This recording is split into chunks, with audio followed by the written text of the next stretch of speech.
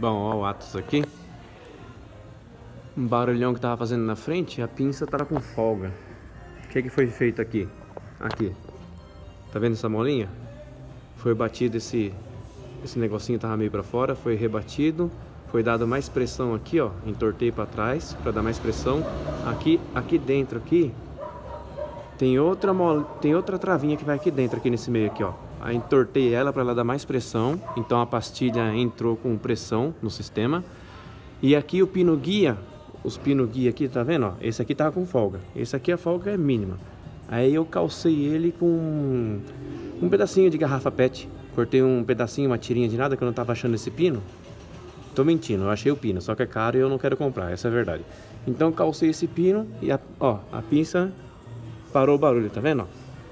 O outro lado a mesma coisa. Olha lá, tá calçado. Então acabou o barulho, tá bom? Dei pressão na molinha aqui.